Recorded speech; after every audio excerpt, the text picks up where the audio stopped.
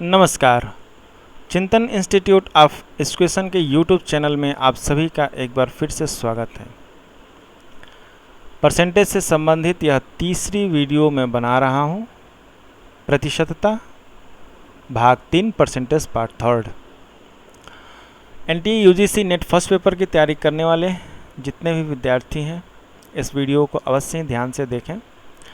मुझे उम्मीद है कि हमारी जो पिछली दो वीडियो रही है परसेंटेज से संबंधित उसे आप जरूर देखे होंगे और उसमें जो बेसिक्स पर आधारित प्रश्न मैं बनाया उससे आप परसेंटेज के जो बेसिक्स हैं उसको आप जान गए होंगे। ठीक है, तो चलिए बहुत अधिक बताने की आवश्यकता तो नहीं है। आप सभी जानते ही हैं कि जब से नेट फर्स्ट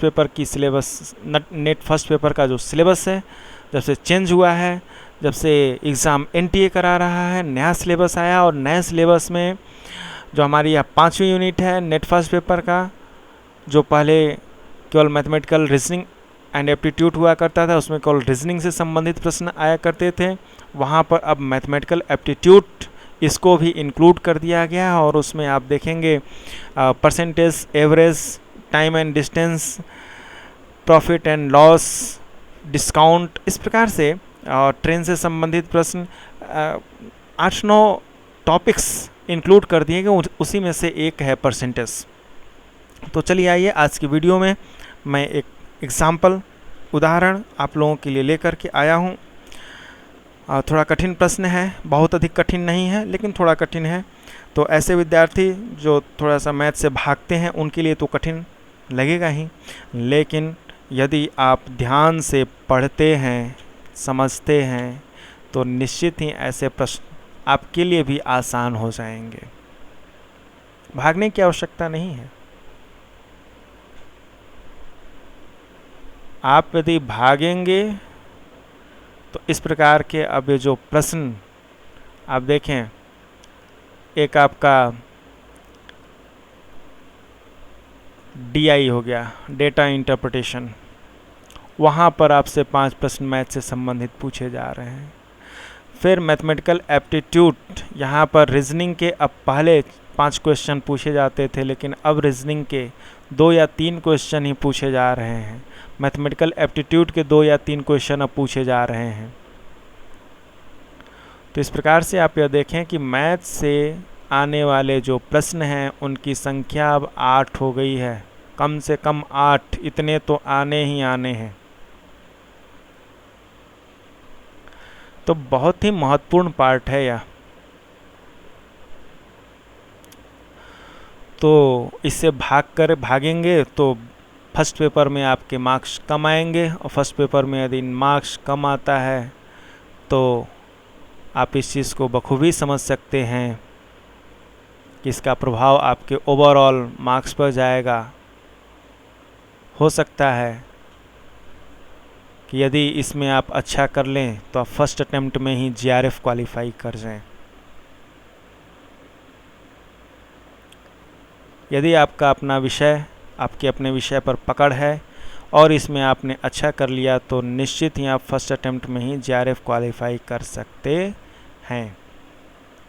और यदि आपका अपने विषय पर भी पकड़ कम है तो फर्स्ट पेपर या जो फर्स्ट पेपर के जितने भी टॉपिक्स हैं अगर उसमें आप अच्छी पकड़ बना लेते हैं, 10 यूनिट पर अगर आपने जो है समान रूप से यदि कमांड किया तो आपका अगर अपने विषय में कहीं कुछ कमी होगी तो वह यहाँ से पूरा हो जाएगा और कम से कम आप नेट तो पास हो ही जाएंगे। ठीक है, फिर आप और अच्छी तैयारी करके आप आगे GRF के लिए प्रयास करेंगे। लेकिन सबसे पहला क्या है, नेट पास होना। तो अगर कहीं आप अपने विषय में कमज़ोर हैं तो यहीं से आपको मार्क्स उठाने होंगे। ठीक है, वह चाहे नेट पास करने की बात हो या GRF की, तो बहुत ही महत्वपूर्ण हो जाता है। और उसमें भी ये मैथ के 8 क्वेश्चन हैं, अगर इनको आप छोड़ देंगे तो ठीक है। तो चलिए आइए, आप देख रहे हैं स्क्रीन पर प्रश्न है, आइए हम लोग इस प्रश्न पर बात करते हैं। अब प्रश्न क्या है, एक विद्यार्थी 30% अंक प्राप्त करके 7 अंकों से फेल हो जाता है। एक अन्य विद्यार्थी 40% अंक प्राप्त करके आवश्यक न्यूनतम अंकों से 7 अंक अधिक लाता है। पास होने के लिए कम से कम कितने प्रतिशत अंक चाहिए? देखिए, जो पिछली वीडियो थी उसको अगर आप लोग वहाँ देखे होंगे तो वहाँ पर आपसे प्रश्न पूछा गया था कि कोई विद्यार्थी 30% अंक लाता है, 35% पास होने के लिए नंबर चाहिए और 115 नंबर लाया और वह 10 नंबर से फेल हो गया, या 40% नंबर पास होने के लिए चाहिए और वह 120 नंबर लाया और 15 नंबर से पास हो गया। इस प्रकार के प्रश्न थे। यह उससे थोड़ा सा डिफरेंट टाइप का है। यहाँ पर देखिए किसी एक विद्यार्थी की नहीं बल्कि दो विद्यार्थियों का यहाँ पर दो विद्यार्थियों की बात की जा रही है और दोनों विद्यार्थियों के बारे में जो भी डेटा दिया गया उन दोनों को कंपैरिजन करके ही हम जो प्रश्न पूछा गया है उसका उत्तर दे सकते हैं। तो देखें, फिर से एक बार हम लोग प्रश्न पढ़ते हैं। एक विद्यार्थी 30% अंक प्राप्त करके 7 अंकों से फेल हो गया, यानी कि वह 30% अंक तो पाया लेकिन 7 अंकों से फेल हो गया। ठीक है, 7 अंक कम रह गया पास होने से। पास होने के लिए जो न्यूनतम अंक चाहिए उससे वह 7 नंबर पीछे रह गया। लाया कितना है? 30% अंक।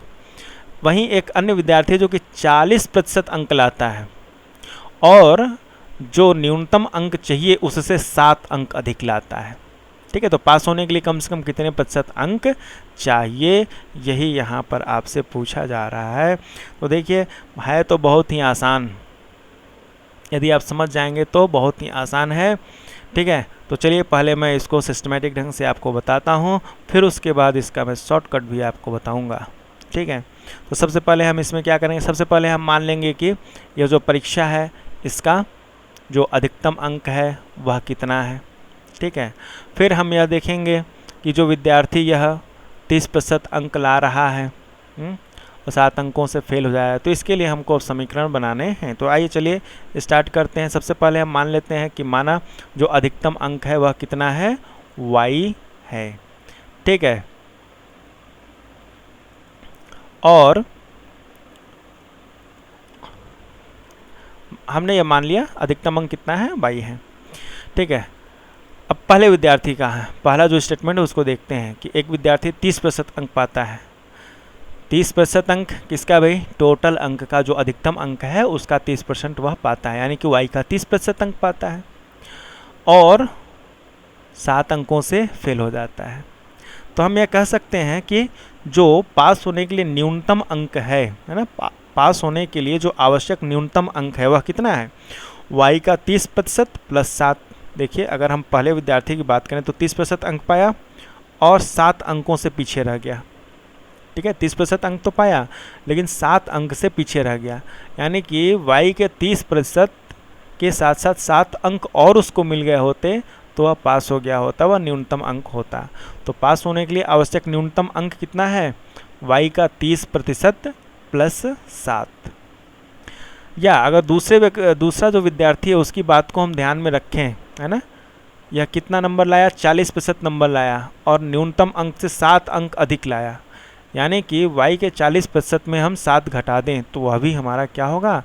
न्यूनतम अंक होगा। या पास होने के लिए आवश्यक न्यूनतम अंक बराबर क्या हो गया? y का 40% माइनस 7। भाई देखिए, 40% अंक लाया ना, दूसरा जो विद्यार्थी है उसके आधार पर 40% अंक लाया और जितना पास होने के लिए चाहिए उससे 7 नंबर अधिक लाया, यानी कि दूसरे विद्यार्थी के प्राप्तांक में हम 7 घटा दें तो वह न्यूनतम अंक होगा।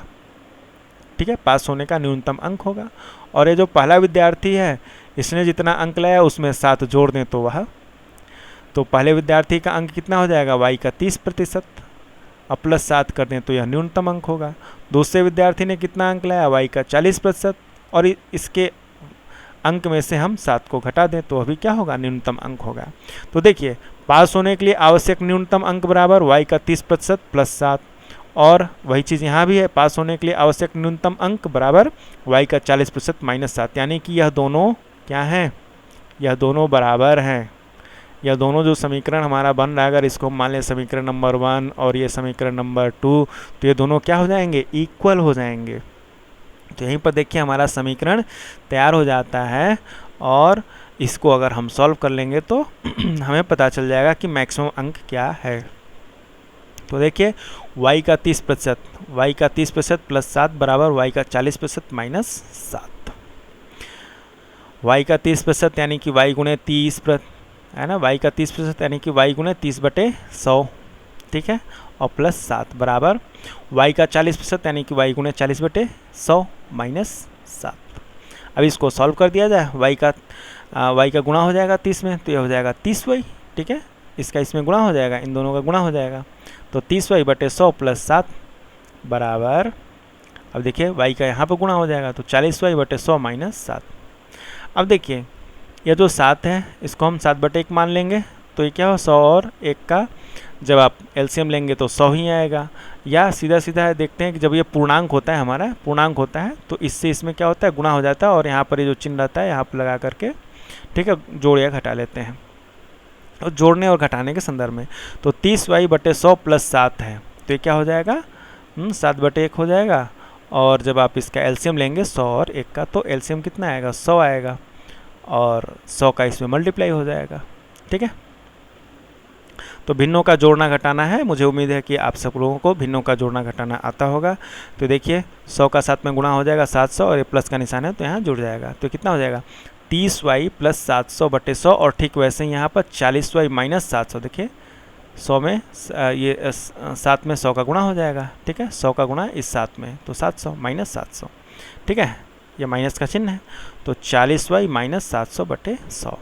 अब देखिए दोनों ही पक्ष में यह क्या है 100 भाग दे रहा है, तो ये दोनों क्या हो जाएंगे कैंसिल हो जाएंगे, ठीक है। यहाँ भाग दे रहा है इधर आकर के, आप देखेंगे अगर इधर आएगा इस पक्ष में, यहाँ पर इस प्रकार से ये गुणा होगा, तो ये क्या हो जाएगा कैंसिल हो जाएगा इससे, ठीक है। तो ये 100 क्या होंगे कैंसिल हो जाएंगे, तो बचेगा क्या 30y प्लस 700 बराबर 40y माइनस 700। अब क्या करेंगे, ये देखिए चर पद है, ये चर पद है, ये अचर पद है और ये अचर पद है, तो हम क्या करेंगे अचर पद को एक तरफ ले लेते हैं और चर पद को एक तरफ ले लेते हैं, ठीक है। तो ये जो 30y है, 30y को हम क्या करें यहाँ से उठा करके यहाँ ले आएँ, और ये जो 700 है ना इसको यहाँ से उठा करके यहाँ पर ले आएँ। तो ये देखिए यहाँ पर क्या है 30y प्लस हो रहा है, इधर कोई निशान नहीं है, इसका मतलब क्या है प्लस का निशान है, तो इधर आएगा तो माइनस हो जाएगा, और यहाँ देखिए 700 के सामने क्या है माइनस का निशान है, तो इधर आएगा तो क्या हो जाएगा प्लस हो जाएगा, ठीक है। तो ये देखिए ये माइनस 700 किधर लाया, तो देखिए ये प्लस 700 हो गया, और ये 700 यहाँ पहले से ही प्लस था, ठीक है। तो 700 प्लस 700 बराबर 40y यहाँ पर पहले से ही है ना, 40y ये पहले से ही है। फिर देखिए 30y यहाँ जुड़ रहा है, प्लस हो रहा है, तो इधर आएगा तो क्या हो जाएगा माइनस हो जाएगा। तो 700 प्लस 700 बराबर 40 माइनस 30y। 700 प्लस 700 कितना हो जाएगा, इन दोनों को जोड़ेंगे तो 1400 बराबर 40y में से 30y घटा देंगे तो कितना बचेगा 10y, ठीक है। ये हो गया।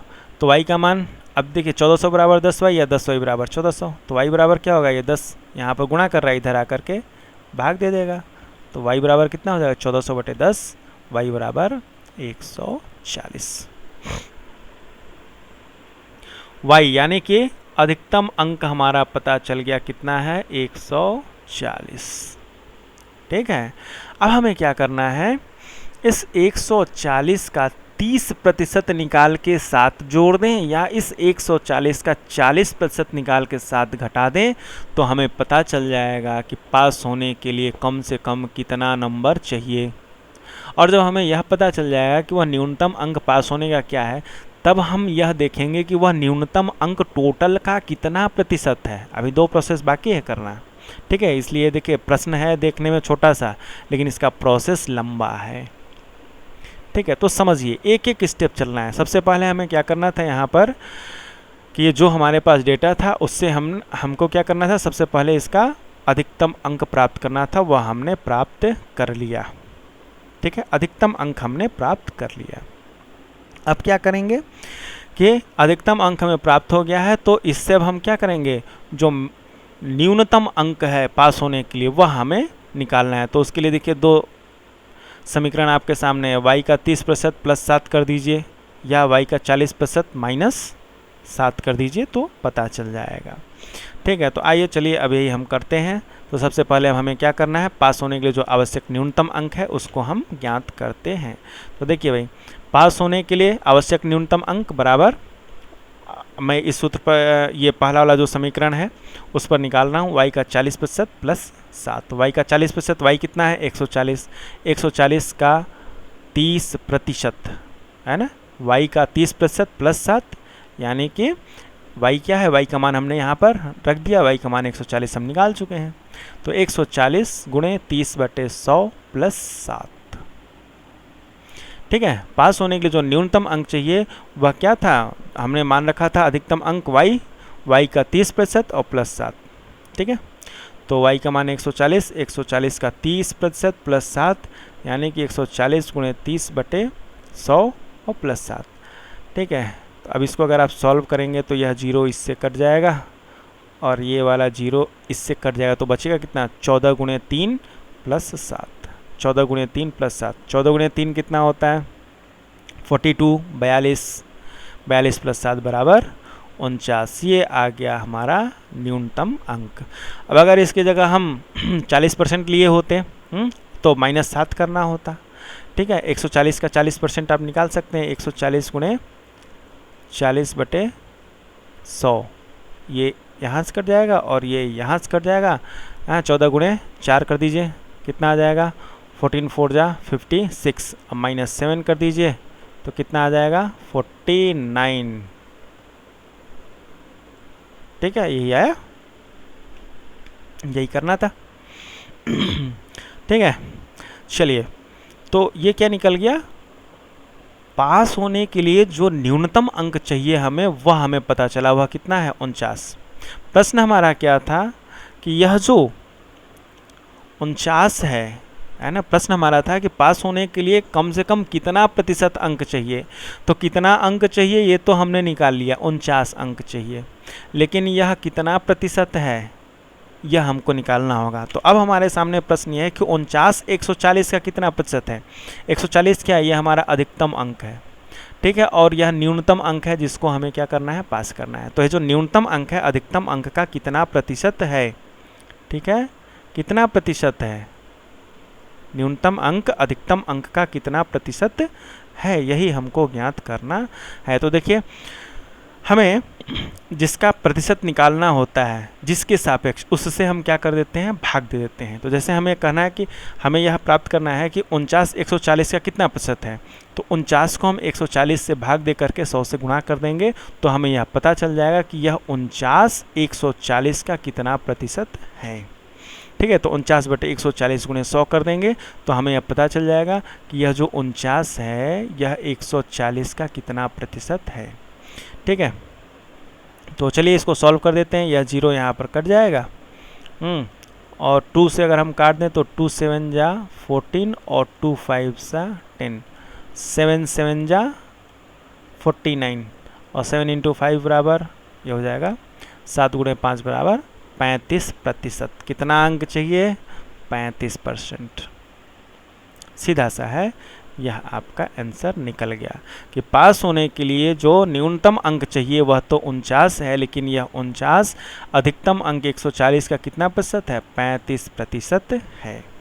अब देखिए, यहाँ पर यह चीज़ भी आपको मालूम होना चाहिए कि किसी अंक को कहा जा रहा है कि वह किसी एक के सापेक्ष कितना प्रतिशत है, तो वह कैसे निकालते हैं। तो इसका यह छोटा सा सूत्र है, कॉन्सेप्ट है, इसको आप जानते रहिए। जैसे यहाँ पर क्या पूछा गया कि 49 140 का कितना प्रतिशत है, तो 49 को हम क्या करेंगे, 140 से भाग दे देंगे और 100 से गुणा कर देंगे तो हमें पता चल जाएगा। ठीक है, तो चलिए देखिए, यह हमारा प्रश्न था। एक विद्यार्थी 30% अंक प्राप्त करके 7 अंकों से फेल हो जाता है। एक अन्य विद्यार्थी 40% अंक प्राप्त करके आवश्यक न्यूनतम अंक से 7 अंक अधिक लाता है। तो पास होने के लिए कम से कम कितने प्रतिशत अंक चाहिए, 32 35 38 और या 40। तो कितना प्रतिशत अंक चाहिए, 35% अंक चाहिए, यही उत्तर होगा। ठीक है, दूसरा वाला सही होगा। अब चलिए शॉर्ट तरीका मैं इसका बताता हूँ। अगर इतना सा, ये थोड़ा लंबा है लेकिन बेसिक कॉन्सेप्ट है, अगर आप इसको एक बार समझ लेते हैं तो शॉर्ट जो ट्रिक है उसको भी आप आसानी से लगा लेंगे। अगर यह कॉन्सेप्ट नहीं समझ में आएगा तो शॉर्ट ट्रिक भी आप नहीं लगा पाएंगे। ठीक है, तो यहाँ देखिए सबसे पहले देखें पहला कथन क्या है कि एक विद्यार्थी 30% अंक पाता है और 7 अंकों से फेल हो जाता है। ठीक है ना, तो ये देखिए 30% अंक लाया कोई विद्यार्थी, और जो न्यूनतम अंक चाहिए था, है ना, उस न्यूनतम अंक से वह कितना पीछे रह गया, 7 अंक पीछे रह गया। दूसरा व्यक्ति देखिए, दूसरा व्यक्ति 40% अंक लाया, है ना, दूसरा व्यक्ति क्या किया, 40% अंक लाया, और जो न्यूनतम अंक है उससे 7 अंक आगे रहा। ठीक है ना, तो मान लेते हैं हम यहाँ अगर एक देख लें कि यह एक वह पॉइंट है, यह है ना, x मान लेते हैं, x ही मान लेते हैं। ठीक है, कि पास होने का नंबर कितना है, x है। तो यह जो पहला विद्यार्थी जो 30 अंक लाया वह क्या है, x से 7 कम है ना, यानी कि x माइनस 7, यह क्या है 30% है। ठीक है ना, और दूसरा जो 40% अंक लाया वह कितना पाया, x प्लस 7, भाई न्यूनतम अंक x है, उससे वह 7 अंक अधिक लाया है। ठीक है, तो देखें यहाँ पर यह जो स्टूडेंट 40 अंक पाया है ना, अगर 40% यह है और 30% यह है, इसका डिफरेंस कितना है, 10%। ठीक है, 10%। तो यहाँ पर अगर हम यह जो पास हुआ है लड़का, है ना, जो 40% नंबर लाया है, उसका नंबर कितना है, x प्लस 7। इसके नंबर में से अगर हम इस नंबर को घटा दें, है ना, x प्लस 7 में से x माइनस 7 घटा दें तो वह कितना आएगा, 10% होगा। ठीक है, तो चलिए आइए हम लोग घटा करके देख लेते हैं। देखिए x प्लस 7, इसमें से हमें क्या करना है, माइनस करना है x माइनस 7 को। तो जब घटाएंगे तो इसका चिन्ह सबका बदल जाएगा, तो x plus 7 minus x plus 7, देखिए minus x plus x cut जाएगा और ये कितना बचेगा, 7 प्लस 7 बराबर 14। तो 10% बराबर कितना हो गया, 14। सीधा सा है, देखिए 10% बराबर 14। तो आप इसको इस तरह से देख सकते हैं, यहाँ पर बता दे रहा हूँ। 10% बराबर कितना आया, 14। तो 100% बराबर 140, 140। अब ये आप देखिए फट से निकल गया हमारा। ठीक है, अब 140 का हम ये 30% निकाल करके 7 जोड़ देंगे तो न्यूनतम अंक आ जाएगा, और इसका फिर हम क्या करेंगे, परसेंटेज उसको हम फिर प्रतिशत में बदल देंगे। ठीक है, तो यह क्या है, शॉर्ट तरीका है, आप उसको भी देख सकते हैं। ठीक है, तो ओवरऑल जो भी है आपको इसमें प्रतिशतता का जो बेसिक कॉन्सेप्ट है उसको जानना बहुत ही आवश्यक है, और इसके साथ ही साथ बीजीय व्यंजक जो हमारे बीजगणितीय संक्रियाएं हैं उनका जानना भी आपको बहुत ही आवश्यक है। ठीक है, तो इन दोनों चीज़ों पर आप मेहनत करें, और मैं जो बताया हूँ उसको आप स्टेप बाय स्टेप देखें, एक एक स्टेप देखें और समझने का प्रयास करें, थोड़ा समय दें। ठीक है, इस वीडियो में मैं यही एक प्रश्न को लेकर के आया हूँ, थोड़ा लंबा प्रक्रिया है इसका, तो इसको ध्यान से देखें और समझने का प्रयास करें। एक बार समझ जाएंगे तो ऐसे इससे संबंधित या इस प्रकार के अन्य जो भी प्रश्न बनेंगे आप आसानी से उसका उत्तर ज्ञात कर लेंगे। ठीक है, तो चलिए आज के लिए इतना ही। आपके अभ्यास के लिए मैं यहाँ पर एक प्रश्न लेकर आया हूँ, ऐसा ही प्रश्न है, इसे आप लगाएं और देखें कि आप कितना सीख पाए हैं। ठीक है, तो देखिए प्रश्न है, एक विद्यार्थी को किसी परीक्षा में 155 अंक प्राप्त हुए और वह 25 अंकों से फेल हो गया। यदि परीक्षा का अधिकतम अंक 400 हो तो परीक्षा में पास होने के लिए कम से कम कितने प्रतिशत अंक चाहिए। ठीक है, ये आपके लिए प्रश्न है, इसे आप लगाएं और इसका जो भी उत्तर हो, पहला, दूसरा, तीसरा या चौथा, हमें कमेंट बॉक्स में लिख करके आप बताएं कि कौन सा उत्तर सही है। ठीक है, तो चलिए आज के लिए इतना ही, और यदि आपको हमारा वीडियो पसंद आया हो तो आप उसे अवश्य ही लाइक करें, और अपने मित्रों में जो नेट फर्स्ट पेपर की तैयारी कर रहे हैं उनमें अधिक से अधिक शेयर करें, ताकि वे सभी मेरी इस वीडियो से लाभान्वित हो सकें। और यदि आप हमारा वीडियो पहली बार देखे हैं, यदि आपको हमारा वीडियो पसंद आया और आप नेट फर्स्ट पेपर की तैयारी कर रहे हैं और आप यह चाहते हैं कि हमारी आगे आने वाली वीडियो आप तक पहुंचती रहे, तो जल्द से जल्द हमारे चैनल को आप सब्सक्राइब कर लें, ताकि हमारे आगे आने वाले जितने भी वीडियोस हैं वह सब आप तक पहुंचती रहें। तो चलिए आज के लिए इतना ही, धन्यवाद।